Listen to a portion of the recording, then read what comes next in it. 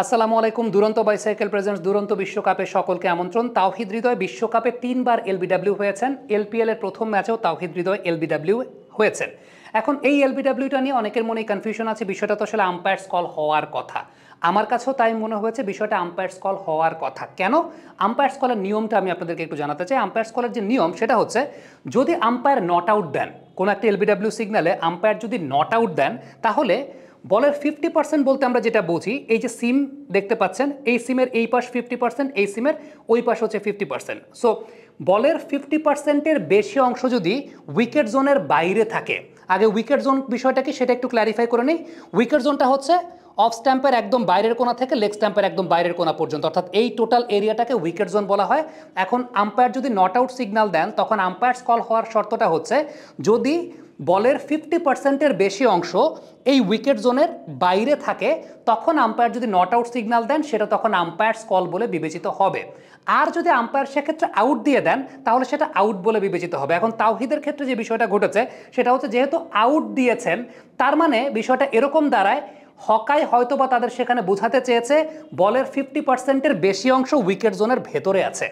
Ultimately umpire not out দেওয়ার পর সেটা আউট হওয়ার শর্তের জায়গাটা হচ্ছে, বলের 50%-এর বেশি অংশ যদি উইকেট জোনের ভেতরে থাকে তখনই সেটা আউট দিতে পারবে। কিন্তু আম্পায়ার নট আউট দেওয়ার পর বলের 50%-এর বেশি অংশ যদি উইকেট জোনের বাইরে থাকে সেক্ষেত্রে কিন্তু সেটা আম্পায়ার্স কল বলে বিবেচিত হবে। আমরা একটু তাওহিদ হৃদয়ের ওই আউটের জায়গাটায় যাই, যে জায়গাটায় আমি হোল্ড করতে চাই সেটা হচ্ছে ঠিক এই জায়গাটা। যদি আমরা হোল্ড করি, এই জায়গাটা হোল্ড করলে একটা বিষয় কিন্তু লক্ষণীয়, আমরা বলের সিমটা দেখতে হবে, যদিও এই ভিউয়ের বাইরে আর ভিউ কিন্তু দেখানো হয় নাই, সেটা একটা ফ্যাক্টর। সো আমি যদি এখান থেকে বলি বা সারাদিন যদি চিল্লাই সেক্ষেত্রেও কোনো লাভ হবে না।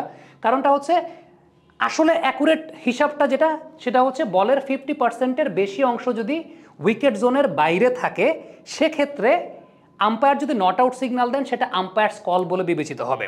এখন আম্পায়ার যেহেতু নট আউট দিয়েছিলেন তাওহিদের ক্ষেত্রে, তার মানে এক্ষেত্রে আউট হওয়ার জন্য শর্তটা হচ্ছে বলের 50%-এর বেশি অংশ উইকেট জোনের ভেতরে থাকতে হবে। কিন্তু এই জায়গাটায় যদি আমরা ফ্রেমটা হোল্ড করি বা স্টিল করি, আসলে কি বলের 50%-এর বেশি অংশ উইকেট জোনের ভেতরে আছে?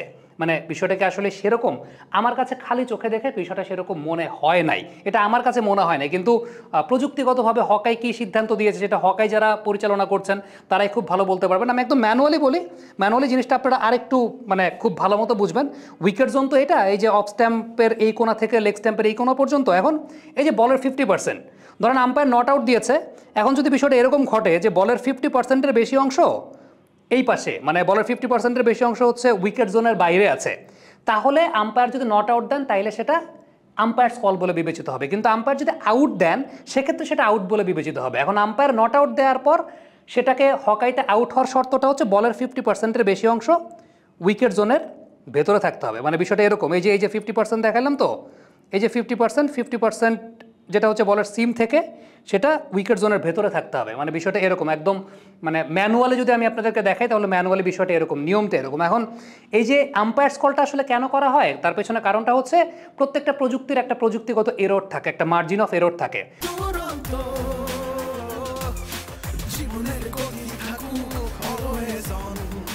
মূলত আমরা স্বাভাবিক দৃষ্টিতে যা দেখছি সেটা কিন্তু 3 ডাইমেনশনাল ভিউ। আপনি ক্যামেরার মাধ্যমে যে আমাকে দেখছেন সেটা হচ্ছে 2 ডাইমেনশনাল ভিউ, যেখানে একটু গলদ থাকে। মানে আপনি ক্যামেরার মাধ্যমে আপনি আমাকে যে অবস্থানটাতে দেখছেন, আমার টেলিভিশনটা যে অবস্থানটাতে দেখছেন, আসলে সেটাই সেই অবস্থানে নাই।